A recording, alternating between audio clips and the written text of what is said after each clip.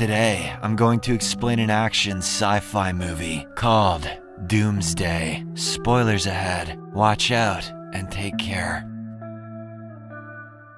The movie opens in 2008 when a deadly virus called Reaper is discovered and accidentally released in Scotland. The virus has already infected thousands of people, causing symptoms such as hysteria, homicidal impulses, boils, and ulcers. Currently, soldiers dressed in hazmat suits are shown blocking all routes from Scotland to the south of the island. They fire into a crowd of refugees, both infected and uninfected, who are desperately trying to flee. In response, the enraged crowd also turns on the soldiers and attacks them. Among the refugees, we see a mother holding her young daughter, Eden Sinclair. The two desperately attempt to flee, but a stray bullet strikes the girl, removing one of her eyes. Despite this, the mother somehow manages to get her daughter on the last helicopter, bound for central England. Before they part ways, she gives Eden a letter so that she can remember her. However, shortly after Eden departs, her mother is eventually killed by the crowd. To keep the infected separate from the rest of the world, the British government eventually builds a 30-foot-high concrete wall to isolate Scotland. Several guards are stationed along the wall to shoot anyone who approaches, and minefields are laid near the border. The quarantine is effective, but its extreme methods sever diplomatic and economic ties between the United Kingdom and the rest of the world. This makes the UK an outcast, resulting in a future marked by unemployment, unrest, and growing inequality. The scene then cuts to the year 2035,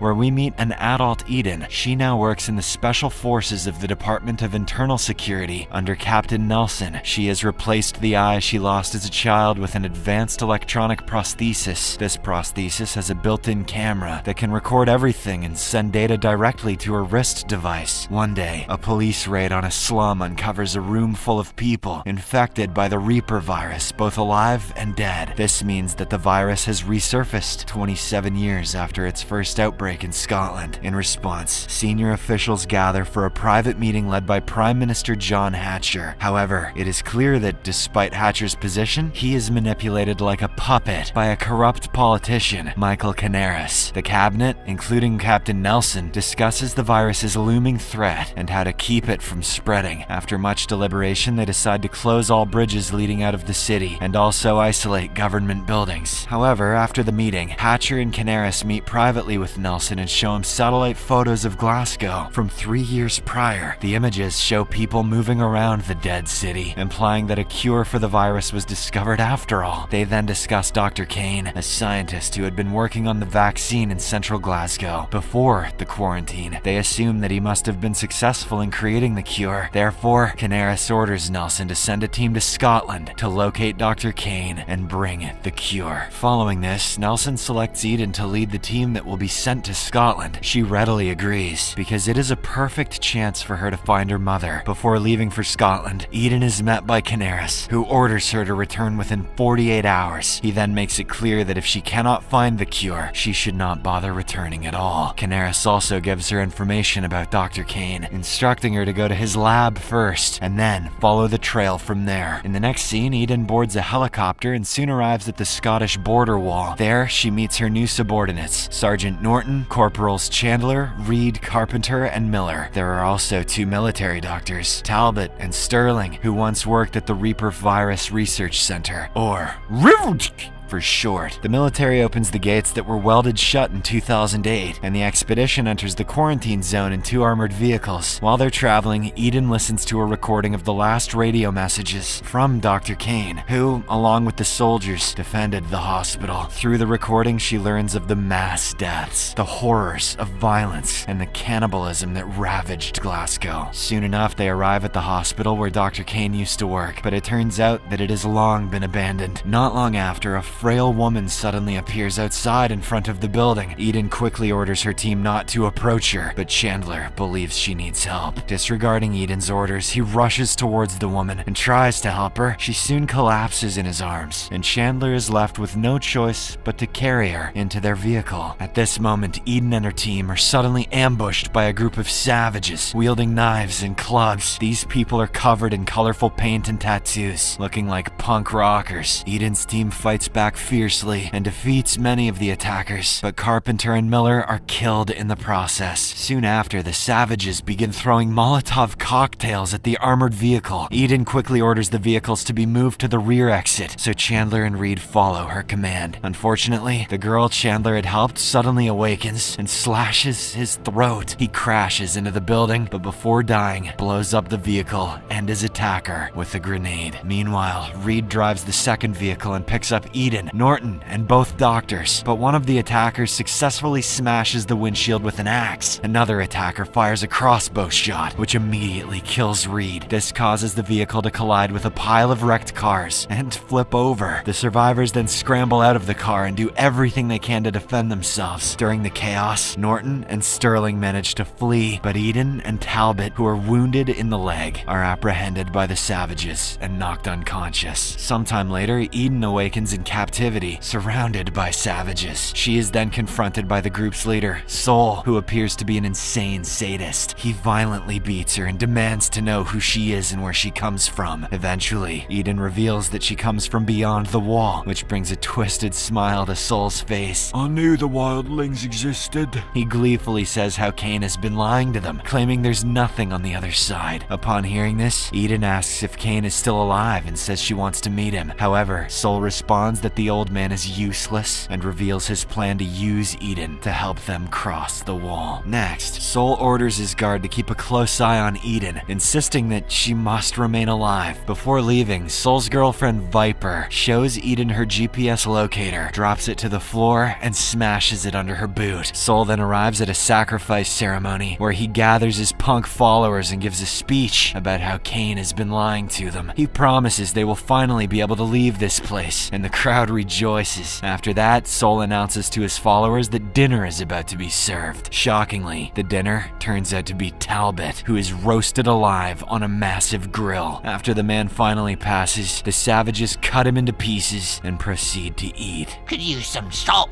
No, oil. I think it needs paprika. In the meantime, Eden uses a wire from her broken GPS to unlock her handcuffs. She then grabs the guard outside and forces him to open the cell door. The terrified man obliges and unlocks the door, after which Eden immediately kills him. She begins to leave, but another prisoner named Callie speaks to her and asks if she can release her as well. Eden refuses to get involved, but Callie explains that she is Cain's daughter and can take her to him. This finally convinces Eden, but all of a sudden Viper shows up. The two women then get into an intense sword fight, but in the end, Eden gains the upper hand and decapitates Viper. Following this, she releases Callie, and the two make a run for it. They meet Callie's friend Joshua along the way, who agrees to help them escape. Eden then contacts Norton and Sterling via radio, instructing them to meet at the train station. The two immediately head to the location, but are spotted by some savages on the way. Despite the danger, they sprint with all their might as the attackers pursue them on a motorcycle. Eden also rushes to help her companions and kills one of the savages with an axe. In the end, she and her team manage to board the train just in time, narrowly escaping their pursuers. After a while, Callie reveals that Soul is actually her brother and Cain's son, but her father and son are at a brutal war right now. Callie also states that while she will tell Eden her father's location, she has no plans to go there herself. She describes her father as a psychopath who enjoys torturing and killing anyone who opposes him. Shortly after, the train takes them to a remote mountain area. The group then passes through an old bomb shelter, which was originally built to protect against nuclear war and is stocked with all the necessary supplies. However, shortly after leaving the shelter, they hear thundering horse hooves, and several mounted horsemen arrive wielding bows and spears. They turn out to be Cain's executioners, led by a dangerous and intimidating man named Telamon. Telamon. The group tries to flee, but Joshua is tragically struck and killed by a spear, while the rest are apprehended. Following this, they are taken to an old medieval castle, where Cain rules after declaring himself king of Scotland. Eden finally gets to meet him, but she quickly realizes that he is not who she expected. Cain reveals that he chose this location because he knew they would be watching over the cities. He believes that this primitive, closed society is the most reliable, and that it will survive regardless of whether life exists beyond the wall. When Eden reveals that the Reaper virus has returned and she has come to seek a vaccine, Cain dismissively informs her that there is none. It turns out that the few Scots who have survived here have simply developed immunity to the virus. To maintain his power, Cain orders the execution of Eden and her companions, companions. The psychopath doesn't even spare his daughter and orders her to be branded with a hot iron to cleanse her of any infections. She has cooties. After this, Eden is forced into battle with Telamon in the arena. Meanwhile, Norton and Sterling overpower their guards and confine them to their cells. They then release Callie and break into the ammo vault, taking grenades and other weapons. Back in the arena, Eden continues her intense fight with Telamon. She eventually manages to pierce his helmet with a chisel and kills him.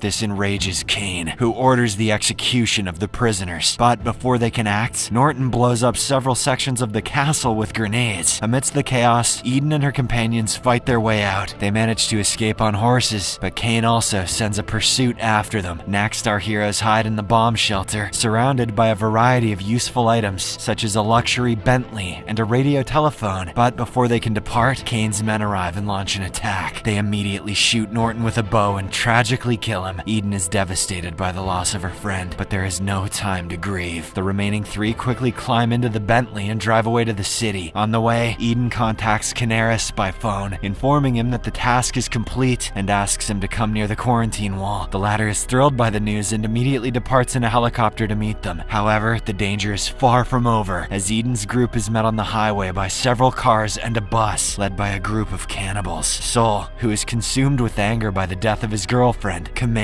the attack. During the frantic chase, many of the savages' cars collide, leading to all of their deaths. A desperate Sol then leaps onto the roof of the Bentley and even manages to crawl inside for a moment, but Eden pushes him back out and accelerates the vehicle. The savages then start throwing blade saws at the Bentley, but one accidentally hits their own boss in the neck. As Sol clings to the roof, Eden plows the car directly into the bus that the savages used as a roadblock. This causes the bus to explode and ultimately decapitates Sol, just like his girlfriend. After the chaos subsides, a helicopter lands in front of them, from which Canaris emerges. He demands the cure for the virus, and Eden hands over Callie to him. She explains that because the girl has developed immunity, getting the vaccine from her blood will be easy. Hearing this, a pleased Canaris reveals that he doesn't intend to use the vaccine right away. Instead, he wants to wait until the pandemic consumes the entire world. As the sole owner of the vaccine, he plans to become a hero and seize control of the planet. Canaris then asks Eden to come with him, but she refuses and gets back into the car. Instead of returning to London with the others, Eden travels to Glasgow to find her mother, but she is devastated to learn that Mom has already passed away. As Eden looks at her pictures while crying, Nelson visits her. The two talk for a while before Eden hands him a recording of her conversation with Canaris, which she captured with her cybernetic eye. Upon returning to London, Nelson delivers the tape to the news channels. This exposes Canaris' treachery to the world, which eventually leads to his doom. In the final scene, Eden returns to the savages' base and shows them the decapitated body of Sol. However, instead of getting upset, they all start cheering and welcome her as their new leader.